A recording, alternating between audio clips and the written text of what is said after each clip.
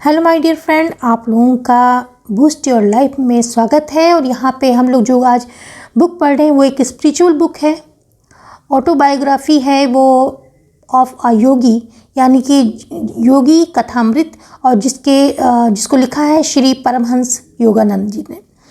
तो ये योगी कथामृत में आज हम ये जो ऐसी बुक है कि आपके एक स्पिरिचुअल ग्रोथ के लिए, यदि आप बिगनर हैं तो ये बहुत ही बेहतरीन बुक है।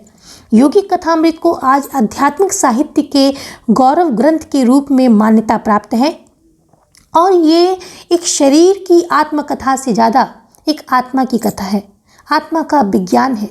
इस बुक में परमहंस योगानंद जो हैं वो क्रिया योग के बारे में तथा मानव के अंदर छिपी जो असीम संभावनाएं हैं उनके बारे में बताते हैं। श्री योगानंद जी कहते हैं कि ईश्वर प्रेम है और ईश्वर नित्य नवीन आनंद है।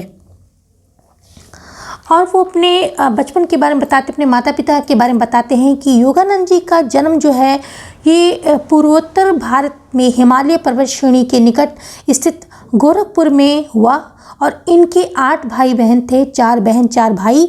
योगानंद जी का नाम मुकुंद लाल घोष था। भाइयों में दूसरा और माता पिता की चौथी संतान थे। उनके माता पिता बंगाली क्षत्रिय थे, दोनों ही संत प्रवृत्ति के थे। पिताजी भगवती चरण घोष जो थे वो स्वभाव के दयालु थे, गंभीर थे और कभी कभी बहुत कठोर भी हो जाते थे। और इनकी माँ जो थी वो स्नेह की देवी और अनुशासन की आवश्यकता पड़ने पर वो महाभारत और रामायण के प्रसंग और कहानियाँ सुनाती थी। पिताजी जो थे वो बंगाल और नागपुर रेलवे के वाइस प्रेसिडेंट के समकक्ष पद पर कार्यरत थे। पिताजी जो थे वैरागी स्वभाव के सात्विक जीवन व्यतीत करते थे। भौतिक लाभ में उनका उल्लास नहीं था, उनकी खुशी नहीं थी।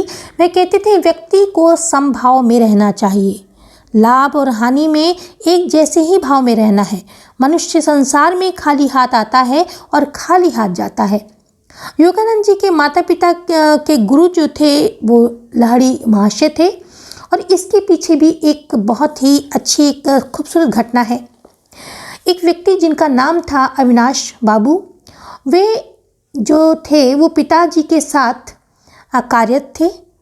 वही एक बार अपनी ये कहानी जो घटना है वो मुकुंद को सुना रहे थे। उन्होंने बताया कि वे अपने गुरु लाहिड़ी महाशय से मिलने के लिए बनारस जाना चाहते थे, इसीलिए वे छुट्टी की याचना कर रहे थे। और उन्होंने बताया कि तुम्हारे जो पिताजी हैं और लेकिन तुम्हारे पिताजी जो हैं वो मेरी इच्छा का उपहास कर रहे थे। वो कह रहे थे कि अविनाश बाबू, धार्मिक कट्टरपंथी न बनो, जीवन में आगे बढ़ो और काम पर ध्यान दो। मैं तुम्हारे पिताजी से मिला और उनको समझाने, और वो फिर रास्ते में घर जा रहा था तो रास्ते में मुझसे मिले और मुझे समझाने लगे, लेकिन मेरा मन तो लाहिड़ी महाशय का दर्शन करने के लिए बहुत ज़्यादा परेशान था। और अचानक थोड़ी दूर पर मेरे गुरु जो थे वो लाहिड़ी महाशय प्रकट हुए और बोले कि भगवती, तुम अपने कर्मचारियों के प्रति अत्यंत कठोर हो। फिर एक रहस्यमय ढंग से वो वहाँ से अंतर्ध्यान हो गए। फिर तुम्हारे पिताजी आश्चर्यचकित थे और वो बोले कि मैं तुम्हें तो छुट्टी देता हूँ, साथ में मैं और मेरी पत्नी भी गुरु के दर्शन को चलेंगे। और जब हम सब लाहिड़ी महाशय के दर्शन को गए तो उन्होंने वही शब्द दोहराए कि भगवती, तुम अपने कर्मचारियों पर अत्यंत कठोर हो। फिर गुरुजी तुम्हारे माता पिता को क्रिया योग की दीक्षा दी। गुरु लाहिड़ी महाशय की फ़ोटो के पीछे एक बहुत ही सुंदर एक स्टोरी है कि लाहिड़ी महाशय को अपनी फ़ोटो खिंचवाने का जरा भी अच्छा नहीं लगता था उनको, और उनके विरोध के बावजूद उनकी फ़ोटो जो है शिष्यों ने खींची, पर सभी लोगों की फ़ोटो उसमें थी और लाहिड़ी महाशय की फ़ोटो उसमें नहीं थी। और फिर एक बार उन्होंने चालाकी से, जब वो ध्यान में बैठे हुए थे तो उनके पीछे पर्दा लगा दिया, काफ़ी सब कुछ रख दिया और फिर उनकी फ़ोटो खींची गई। और जब उन्होंने फ़ोटो में देखा तो सब कुछ था, मेज की फ़ोटो थी, पीछे जो पर्दा लगा था उसकी फ़ोटो थी, लेकिन लाहिड़ी महाशय की उसमें फ़ोटो नहीं थी। फिर जो भी शिष्य थे उन्होंने लाहिड़ी महाशय से प्रार्थना की कि हम आपके देह मंदिर की एक फ़ोटो चाहते हैं। तब उन्होंने उसको स्वीकार कर लिया और फ़ोटो खिंचवाई और इस बार जो थी फ़ोटो खिंच गई। योगानंद जी बताते हैं कि एक ध्यान में बैठे और एक बार वो ध्यान में बैठे हुए थे और दिव्य स्वप्न में डूबे हुए थे। मन में विचार आया कि वे आँखों के अंधकार और कि उनके बंद आँखों के अंधकार के पीछे क्या है, और मेरी आँखों के सामने प्रकाश कौंध गया और पर्वत गुफाओं के संतों की आकृतियाँ दिखने लगी। मैंने पूछा कि आप लोग कौन हैं, तो उन्होंने कहा कि हम हिमालय के योगी हैं और हिमालय आकर मैं भी हिमालय आकर आप जैसा बनना चाहता हूँ। मैं ध्यान में जब बैठा था मैंने ऐसा कहा। ये अद्भुत आलोक था और मैं एक अद्भुत प्रकाश चमका और उसमें से आवाज़ आई कि मैं ईश्वर हूँ, मैं प्रकाश हूँ। ईश्वर शाश्वत नित्य नवीन आनंद है। शब्द शक्ति। परमहंस योगानंद जी बताते हैं कि मैं और मेरी बहन उमा नीम के पेड़ के नीचे बैठे हुए थे और तो वहाँ पर जो मेरी बहन थी वह पैर पर अपने फोड़ा उसके हो गया था, तो वो मलहम लगा रही थी। तो मैंने भी अपने हाथ में मलहम लगाने लगा और तो उमा ने कहा कि तुम्हारे हाथ तो निरोग हैं, उसमें कुछ भी नहीं हुआ, तो मलहम क्यों लगा रहे हो। तो मैंने कहा दीदी कल हाथ पर मेरे फोड़ा होने वाला है। तो उन्होंने कहा कि झूठा कहीं का। तो मुझे क्रोध आ गया और मैंने कहा कि जब तक तुम कल देख नहीं लोगी तब तक मुझे झूठा नहीं कह सकती। और मैंने एक दृढ़ निश्चय के साथ मैं कहने लगा कि कल मेरे हाथ में इसी जगह पे काफ़ी बड़ा फोड़ा उभर कर आएगा। और मैं ऐसे कहता रहा और तुम्हारे पैर का जो है वो फोड़ा दुगना हो जाएगा। दूसरे दिन ऐसा ही वही हुआ और जब उमा दीदी ने ये सब देखा तो वो फिर दौड़ के माँ के पास आई और उन्हें बताया। तो गंभीर होके कहा, तो माँ ने मुझे फटकार देते हुए गंभीर भाव से कहा कि शब्द शक्ति जो है, यानी कि शब्दों की जो पावर है, आपने इसमें पढ़ा होगा, अगर आपने लुई सैल्हे की बुक पढ़ी उसमें भी आपने विचार शक्ति, शब्दों की शक्ति के बारे में पढ़ा है, अफर्मेशन के बारे में पढ़ा है कि शब्दों में कितनी शक्ति होती है। तो उनकी माँ ने भी कहा कि शब्द शक्ति का प्रयोग हानि के लिए कभी मत करना। और इस तरह पता चला कि शब्द शक्ति से किसी को एक तरीके से बचाने के लिए भी यूज़ किया जा सकता है और इसका सदुपयोग करना चाहिए। एक बार मैंने अपनी बहन उमा से कहा कि कितनी अद्भुत बात है कि मैं जो भी मांगता हूँ जगत माता जगत जननी मुझे दे देती हैं। तो उमा बोली कि वह तुम्हें आकाश में उड़ रहे दोनों पतंगों को दे देंगी। मैंने कहा क्यों नहीं, और पतंगों को पाने के लिए प्रार्थना करना शुरू कर दिया।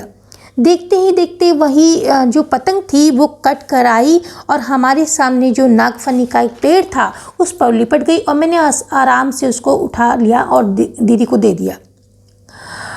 माँ का चैप्टर 2, माँ का देहांत और अलौकिक ताबीज।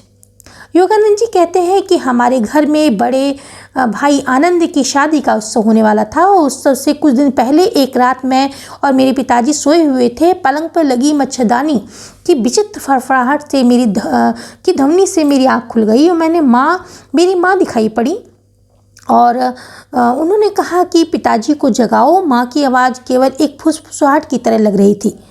उन्होंने कहा यदि तुम मुझे जीवित देखना चाहते हो तो सुबह 4 बजे की ट्रेन से घर आ जाओ।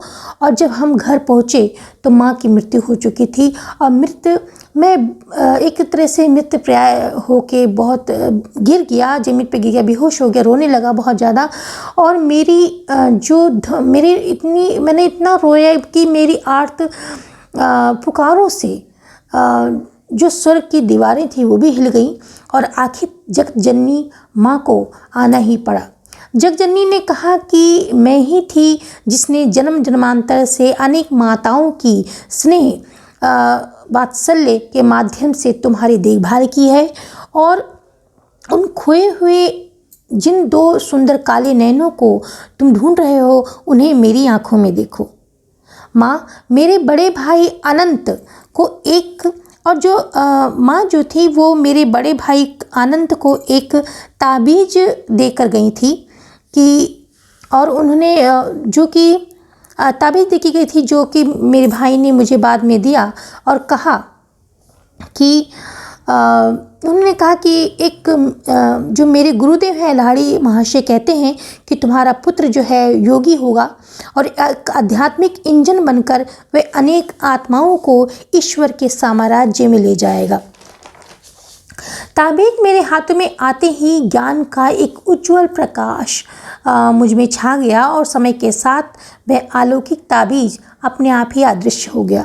चैप्टर 3 दिव्य शरीरी संत। इसमें योगानंद जी बताते हैं कि दिव्य शरीरी संत प्रणवानंद जी के बारे में बताते हैं कि वे किस तरह बिना बताए ही मुकुंद की बातों को जान गए और वहीं बैठे बैठे एक और शरीर धारण करके मुकुंद का जो संदेश था उन्होंने पहुंचाया। जो अतः क्रिया योग और ध्यान से व्यक्ति अत्यधिक आध्यात्मिक अवस्था उन्नत आध्यात्मिक अवस्था प्राप्त कर सकता है। चैप्टर 4 हिमालय की ओर मेरे पलायन में बाधा। परमहंस योगानंद जी बताते हैं कि मैंने अपने सहपाठी अमर और अपने चचेरे भाई के साथ हिमालय की ओर जाने के लिए योजना बनाई और कोई हमें पहचाने नहीं, इसलिए हमने सूट लिया और कैनवस के जूते लिए और ट्रेन में बैठ गए। फिर मैंने खुशी से कहा कि हम महान गुरुओं से दीक्षा प्राप्त करेंगे, हम लोग ब्रह्म चैतन्य की समाधि का अनुभव करेंगे, हमारे शरीरों में ऐसी चुंबकीय शक्तियाँ पैदा हो जाएंगी, हिमालय के वन्य जंतु पालतू जानवरों की तरह हमारे पास आएंगे और बाघ भी हमारा प्यार पाने के लिए घरेलू बिल्लियों की तरह हमारे पास आकर बैठ जाएंगे। अमर जो मेरा मित्र था अमर तो खुश था, परंतु जतिन का जो था एक तरीके से वो खुश नहीं था। उसने मुँह घुमा लिया और आगे एक स्टेशन पर वह ठहर गया और रहस्यमय ढंग से गायब हो गया। अनंत दा जो थे बड़े भाई जो हमारे थे को सूचना उसने दे दी, जिससे कि अनंत दा ने हमें खोज लिया और हमको घर ले आए। यहाँ पिताजी मुझे पढ़ाने के लिए संस्कृत शिक्षक के केवलानंद जी को नियुक्त कर दिया और फिर वे भी लाहिड़ी महाशय के शिष्य थे और मेरे नव नियुक्त शिक्षक मुझे सूक्ष्म वैदिक ज्ञान देने के बदले मेरी ईश्वरीय आकांक्षा को जो आकांक्षा थी उस अंगारों को आग दे रहे थे। चैप्टर 5 गंध बाबा के चमत्कारी प्रदर्शन। इस चैप्टर में योगानंद जी एक बाबा के बारे में बताते हैं कि वे किसी भी सुगंध रहित फूल में सुगंध भर सकते थे और किसी भी मुरझाए फूल को फिर से ताज़ा कर सकते थे। या किसी भी मनुष्य की त्वचा से मनोरम सुगंध निकलवा सकते थे। और गंध बाबा के पास ये ऐसी शक्ति जो थी वो संसार के करोड़ों ऐसी शक्ति भी थी कि जो संसार के करोड़ों जो भूखे पीड़ित थे उनके पास होती तो उनकी समस्या हल हो सकती थी। एक बार मैंने भी हंसते हुए उनसे संतरे उत्पन्न करने के लिए कहा और तत्क्षण ही संतरे प्रकट हो गए और कई वर्षों के बाद आत्म साक्षात्कार के बल पर मैं भी गंध बाबा के चमत्कारों के रहस्य को जान गया कि गंध बाबा द्वारा यौगिक प्रक्रिया के बल से प्राण शक्ति के साथ समरस होकर प्राण कणिकाओं के स्पंदन रचना में परिवर्तन लाने से इस प्रकार इच्छित परिणाम प्राप्त करने में समर्थ थे। उनके गंध फल और अन्य चमत्कार केवल सम्मोहन द्वारा उत्पन्न आंतरिक संवेदन नहीं होते थे, बल्कि लौकिक संपादनों के वास्तव में मूर्त रूप से होते थे। चैप्टर 6 बाघ स्वामी।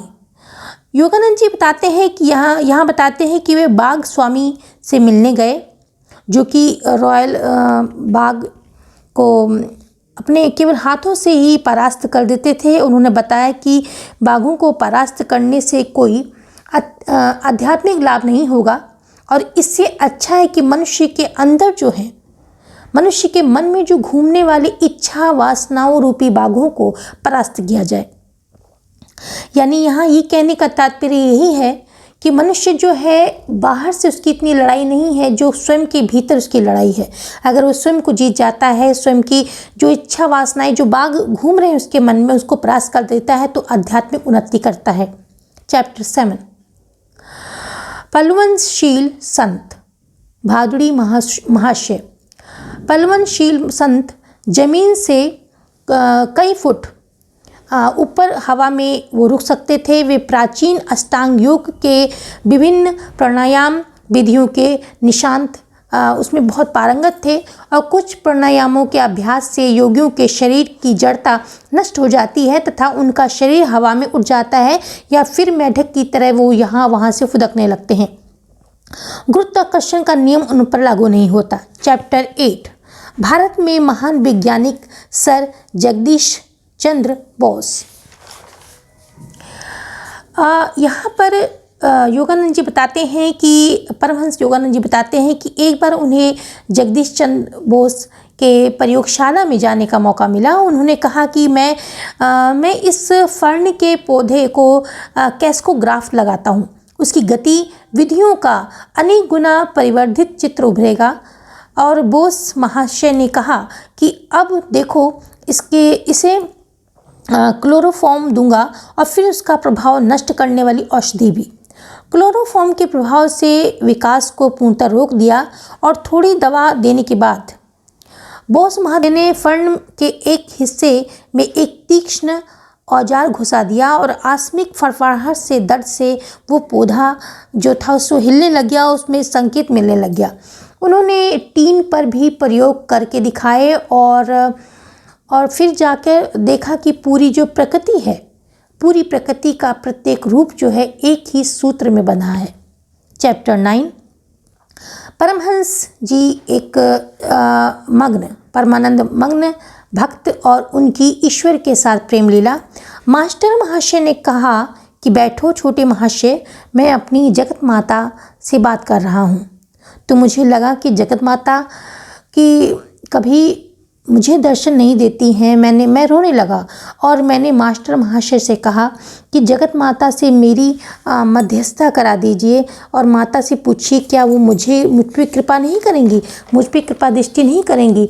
मास्टर महाशय आखिरकार मान गए और कहा कि मैं परम प्रिय माँ तक तुम्हारी प्रार्थना पहुँचा दूँगा।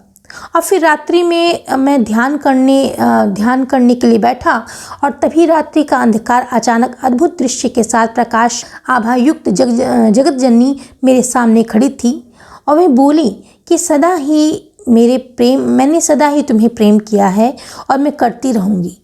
और फिर माँ अदृश्य हो गई और सुबह मैं दिव्य उल्लास को छुपाते हुए मैं मास्टर महाशय के पास गया और मैंने पूछा क्या जगत जननी ने कुछ जवाब दिया। तो उन्होंने कहा कि नटखट महाशय, माँ ने तुम्हें बता तो दिया कि वे तुम्हें कितना प्यार करती हैं। चैप्टर 10 दो आकिंचन बालक वृंदावन में। एक बार अनंतदा ने मुझे कहा कि तुम अपने तत्व ज्ञान के बारे में इतनी डींग मारते हो तो तुम इस मूर्त जगत में आजमाया जाए तो क्या? तो तुम्हारे गुरु भाई जितेंद्र अभी सुबह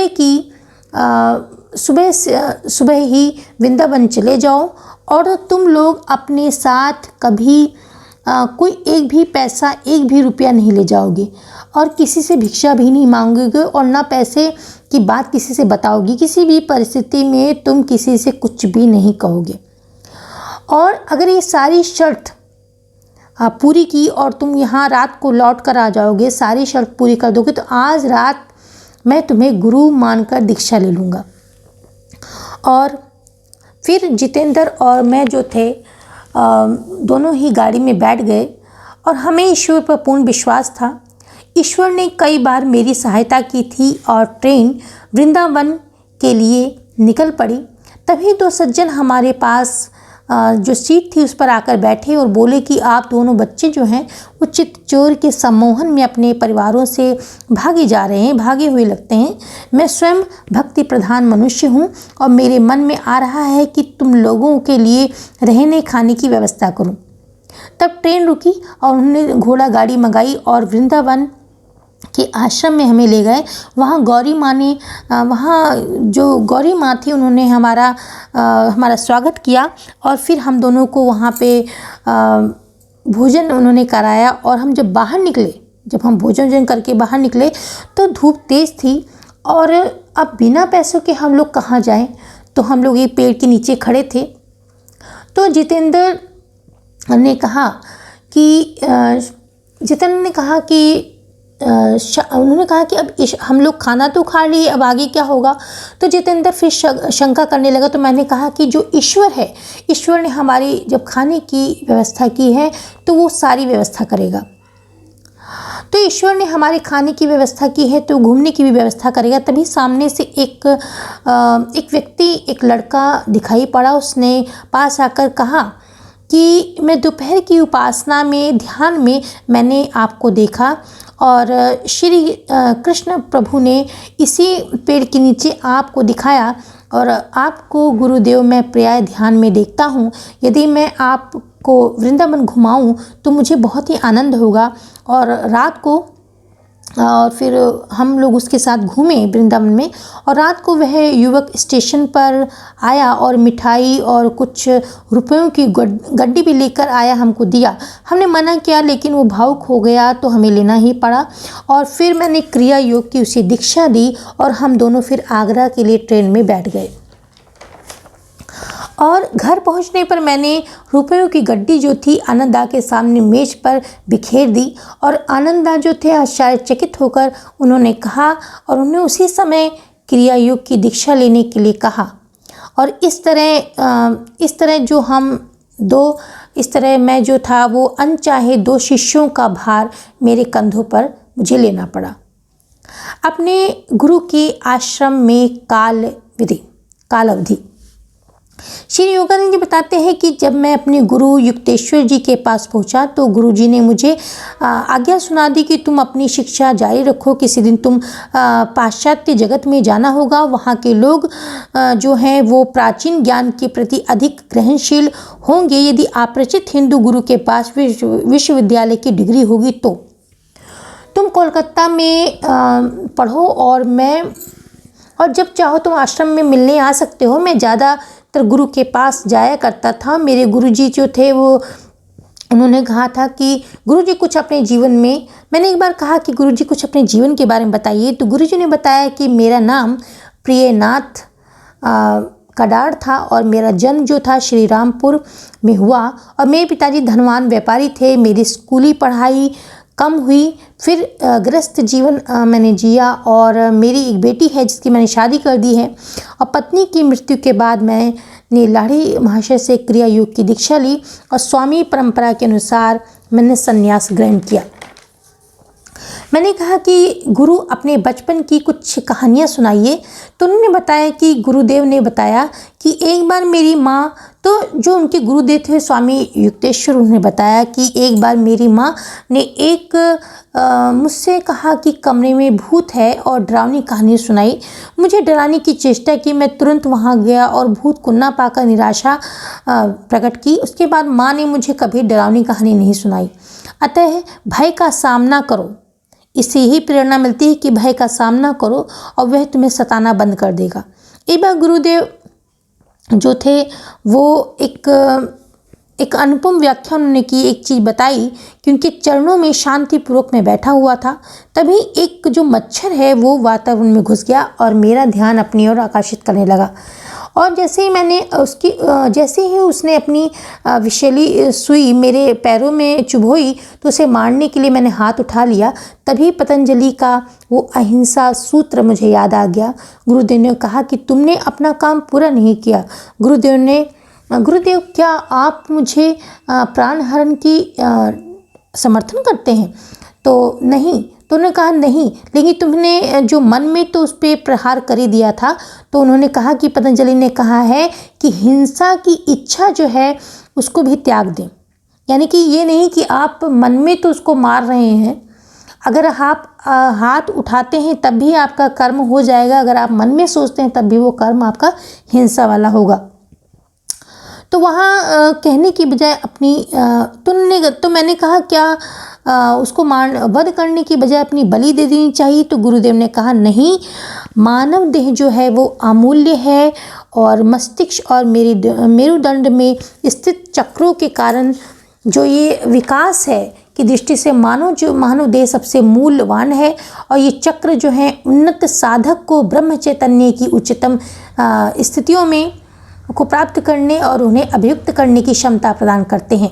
मानव योनि से निकृष्ट किसी भी योनि के जीव में ये क्षमता नहीं है। यह सच है कि मनुष्य किसी भी हिंसक प्राणी या अन्य किसी जीव को मारने पर बाध्य हो जाता है, तब भी उसे थोड़ा पाप तो लगता ही है, परंतु पवित्र शास्त्र कहते हैं कि मानव शरीर का व्यर्थ में नाश करना कर्म सिद्धांत के नियमों का गंभीर उल्लंघन है। गुरुदेव युक्तेश्वर जी ने एक बार उन्होंने कहा, वो कहते थे कि मनुष्य के विचार जो है गुरुत्वाकर्षण शक्ति या विद्युत शक्ति के समान ही शक्तिशाली हैं। ये जो यहाँ पे विचार की पावर बताई जा रही, विचारों की शक्ति बताई जा रही, जो कि हम और बुक्स में पढ़ चुके हैं कि मनुष्य के विचार जो है गुरुत्वाकर्षण शक्ति या विद्युत शक्ति के समान ही शक्ति है। मानव मन ईश्वर के सर्वशक्तिमान चैतन्य का एक स्फुलिंग है और ईश्वर जैसे क्रिएटर है, वैसे ही मनुष्य में भी वही शक्तियां हैं। मनुष्य को अपने समान ही उन्होंने बनाया है। मनुष्य का मन जिस किसी बात में तीव्र विश्वास रखेगा, वह तत्क्षण ही वो उस चीज़ को कर सकता है, प्राप्त कर सकता है, वो घटना घटित हो जाएगी और वह विचार शक्ति से स्वस्थ भी हो सकता है और बीमार भी हो सकता है। विनीन्द्र संत मुकुंद ने गुरुदेव युक्तेश्वर जी से कहा कि कृपया मुझे हिमालय में जाने की अनुमति दें। मुझे लगता है कि वहाँ के अखंड एकांत में बैठकर मैं ईश्वर से अनवरत तादात्म्य स्थापित कर सकूंगा। गुरुदेव ने कहा कि हिमालय में कई पहाड़ी लोग भी रहते हैं, उन्हें तो कोई ईश्वर की अनुभूति नहीं हुई। मैंने उनके मौन को स्वीकृति माना और हिमालय के लिए निकल पड़ा और रास्ते में एक बहुत ही पवित्र तारकेश्वर भगवान का मंदिर था, जिसे मैं पवित्र मंदिर में प्रवेश किया। मैंने वहाँ गोल पत्थर के अलावा कुछ नहीं था। मैंने अपनी मन स्थिति इतनी वैराग्यपूर्ण कर ली थी कि उस पत्थर को आगे मुझे नतमस्तक होने की मेरी इच्छा नहीं हुई और मुझे लगा कि ईश्वर तो केवल अपनी आत्मा में ही है, उसको ढूंढा जा सकता है। और वहाँ प्रणाम किए बिना ही मैं मंदिर से बाहर आ गया और मैंने पास ही एक व्यक्ति से रणबाजपुर जाने का रास्ता पूछा। व्यक्ति ने ऐसा रास्ता बताया कि दिन भर मैं घूमता रहा और विनीन्द्र संत के घर का पता मुझे नहीं मिला और रात को एक किसान के घर में मैं रुका और फिर सुबह चल दिया। दोपहर हो चुकी थी, आकाश में अग्नि की वर्षा हो रही थी। तभी एक व्यक्ति मुझे मिला जो बिना बताए ही सबको अपने तो उस व्यक्ति ने कहा कि तो तुम बिना बताए ही मेरे पास आना चाहते थे। फिर वो सिद्ध पुरुष कहते गए कि अच्छा बताओ, तुम्हारे विचार में भगवान कहाँ हैं? वो तो मेरे भीतर और सर्वत्र है। तब क्यों कल तुमने युवक महोदय, तुमने तारकेश्वर मंदिर में जो एक मूर्ति थी, जो एक शिवलिंग था, पत्थर था, उसमें विद्यमान जो ब्रह्म है उसके आगे सिर नहीं झुकाया। तुम्हारे अभिमान के कारण ही तुम्हें ये जो परेशानी हुई है, वो कष्ट हुआ है। तो फिर और भक्त ने ये सोचने की प्रवृत्ति, उन्होंने कहा कि भक्त में ये सोचने की प्रवृत्ति है, उसने जो मार्ग अपनाया है वही ईश्वर प्राप्ति का एकमेव मार्ग है। उन्होंने कहा कि योग, जिसमें कि अपने अंदर के ईश्वर से आदमी मिल सकता है, लेकिन निसंशय सर्वोच्च मार्ग है। परंतु ईश्वर जो है वो हर चीज़ में है, हर कण में है और उसकी प्राप्ति हम बहुत तरीक़ों से कर सकते हैं। और शीघ्र ही फिर मैं जब इस सब में बात हुई और मुझे अनुभूति हुई, फिर मैं वापस जाते समय उस मंदिर में गया और पवित्र मंदिर में गया और वहाँ पर मैंने जो ईश्वर थे उनका मैंने प्रणाम किया और फिर मैं वापसी के लिए चल दिया और भगवान के सामने फिर मैंने वहाँ पे साष्टांग दंडवत किया और गोल पत्थर मेरी अंतर्दृष्टि के सामने आकार में बढ़ता गया और आकाश पिंड बन गया, जिसके वल्यों पर वल्य और पर समाते गए और सभी ईश्वर की प्रभा से ओतप्रोत लग रहे थे। समाधि लाभ। अब इस चैप्टर में बताया गया है कि जो योगानंद परमहंस जी कहते हैं कि मैं वापस अपने गुरुदेव के पास आ गया और मैंने कहा कि गुरुदेव आप मुझ पर क्रोधित तो नहीं हैं। तो गुरुदेव बोले कि मैं किसी से कोई अपेक्षा नहीं करता, इसीलिए क्रोध का कोई प्रश्न नहीं है।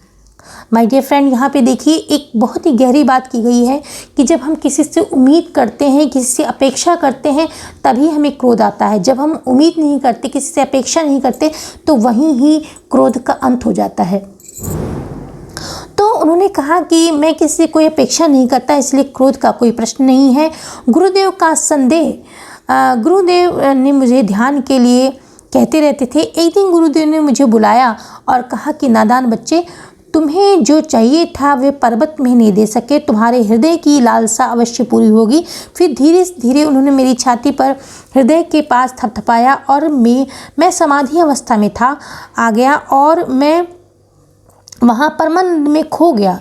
मुझे लगा कि शरीर से बाहर मेरी दृष्टि जो है बहुत व्यापक हो गई है, मैं सब दिशाओं में देख सकता था और मैंने पाया कि मैं गुरुदेव के शरीर को भी देख रहा था, मैं ज़मीन के नीचे भी देख सकता था, ज़मीन के नीचे पेड़ों की जड़ों को भी देख सकता था और परमानंद अमृत मेरे अस्तित्व के कण कण में छा गया, उसका प्रवाह होने लगा और ईश्वर की सृजनात्मक शक्ति जो थी, वो ध्वनि जो थी, ब्रह्मांड की जो प्रेरक यंत्र की ध्वनि को मैं ओम की झनकार को सुन रहा था।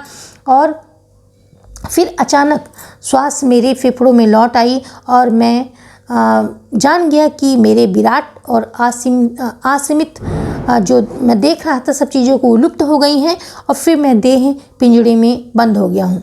गुरुदेव ने निश्चल सामने मेरे खड़े थे। उन्होंने कहा कि परमानंद में ही कब तक डूबे रहोगे, हमें अपने दैनिक कार्य भी करने हैं, उनको दैनिक कर्तव्य भी निभाने हैं। फूल गोभी की चोरी। योगानंद जी एक अपने गुरु के लिए 6 फूल गोभियों को लेके आए थे, उन्होंने स्वयं उनको उगाया था। तो उन्होंने कहा कि मैं और सभी गुरु भाई गुरुदेव के साथ समुद्र तट पर की ओर चल दिए और थोड़ी देर बाद गुरुदेव बोले कि मुकुंद, तुमने आश्रम के पीछे के दरवाजे पे ताला नहीं लगाया। तो मैंने कहा कि मुझे याद है लगाया था गुरुदेव। तो गुरुदेव मुस्कुराते हुए बोले, यदि तुम इस कर्तव्य को भूल गए हो तो तुम्हारी जो फूल गोभियाँ हैं उसमें से 6 फूल गोभियों में से 5 ही रह जाएंगी, 1 गायब हो जाएगी। जब हम आश्रम पहुंचने वाले थे तो पीछे का दरवाज़ा, आश्रम पहुंचे तो देखा कि पीछे का दरवाज़ा खुला था और वहाँ से एक फूल गोभी चोरी करके एक व्यक्ति जा रहा था। तब गुरुदेव ने कहा कि उस बेचारे का एक फूल गोभी उसको चाहिए थी और मैंने सोचा क्यों ना तुम्हारी असुरक्षित गोभियों को उसमें से एक दे दिया जाए। जो कि बाद में मुझे समझ में आया कि हमारे गुरुदेव एक सर्वांगपूर्ण मानव रेडियो थे, विचार और कुछ न होकर केवल आकाश में संचरण करने वाले सूक्ष्म स्पंदन हैं। जिस प्रकार उचित स्टेशन मिलाने पर हर दिशा से आने वाले हजारों अन्य कार्यक्रमों को हम आपको सुन सकते हैं, उसी तरीके से जब मानव मन शांत रहता है तो वो दूसरे विचारों को पकड़ सकता है, दूसरे के विचारों को पढ़ सकता है। तो जो मेरे गुरुदेव थे वो एक रेडियो, वो गाने जो रेडियो है उसी की तरह एक ग्राही यंत्र बन गए थे और उस व्यक्ति के मन की बात को वो जान गए, पढ़ लिया और उन्होंने उसको संकेत दिया यहाँ आने का। तो इनका ये काम करने के बाद श्री युक्तेश्वर जी ने अपनी अनंत शक्तिशाली इच्छा शक्ति को प्रयुक्त कर एक प्रसारण यंत्र की तरह काम किया था इसमें, और उस भूमिका में उन्होंने उस मनुष्य को अपनी दिशा बदलने और केवल एक फूल गोभी के लिए ही निश्चित कमरे में जाने का संदेश और निर्देश दिया था। मनुष्य मन जितना शांत रहता है उतना ही किसी विचार को दूसरे तक भेज सकता है और ग्रहण कर सकता है, जिसको हम टेलीपैथी भी कहते हैं। एक बार गुरुदेव संगीत विज्ञान के बारे में बताने लगे और उन्होंने कहा कि संगीत की जो अधिष्ठात्री देवी हैं यानी कि सरस्वती माँ हैं, वो सभी तार वाद्य हैं उनकी जननी वीणा को बजाते हुए दिखाई जाती हैं। हिंदू चित्रकला में विष्णु जी को अवतार में कृष्ण जी जो है बांसुरी बजाते हैं। तो इस तरीके से वो जो बांसुरी बजाते हैं तो कहते हैं उनकी बांसुरी जब शाम को जब जो संध्या के समय जो बांसुरी बजाते हैं तो वो यही उनका संदेश होता है कि बांसुरी पर वो यही कहते हैं कि माया में भटकती जो आत्माओं को अपने सच्चे घर की ओर लौट जाने का बुलावा देने वाली धुन बजाते रहते हैं। और 6 रागों को देखें, यदि हम 6 रागों को देखें तो हम एक राग को दिन के विशिष्ट समय और एक में विशिष्ट ऋतु में ही बजाते हैं। प्राकृतिक अनुरूपता के साथ हर राग को एक देवता भी है जो विशेष शक्ति और प्रभाव प्रदान करता है। इस प्रकार अगर हम हिंडोल राग को देखते हैं तो केवल उसको बसंत ऋतु में ही उषा काल में सुना जाता है और सर्वव्यापक प्रेम का वह एक प्रभाव देता है। और अगर हम दीपक राग को देखें तो ग्रीष्म ऋतु में सांध्य वेला में इसे सुना जाता है और ये दया का भाव भी जगाता है। और हम मेघ राग को देखें तो जो वर्षा ऋतु में इसको गाया जाता है और साहस को बढ़ाता है। भैरव राग जो है वो अगस्त सितंबर अक्टूबर के महीने में गाया जाता है, इससे शक्ति उत्पन्न होती है। और श्री राग जो है वो शरद ऋतु में गोधूली बेला की तरह के समय गाया जाता है। ये विशुद्ध प्रेम का भाव उत्पन्न करता है। और यदि हम एक मालकेश राग को देखते हैं तो ये शीत ऋतु में मध्यरात्रि में वीरता का संचार करता है। तो मानव स्वयं एक नाद ब्रह्म या ओम ध्वनि की एक अभिव्यक्ति है। संकीर्तन योग जो है आध्यात्मिक साधना और एक प्रभावशाली प्रकार जो कि मनुष्य के मेरुदंड में स्थित चक्रों को भी एक्टिवेट कर देता है। ग्रह शांति।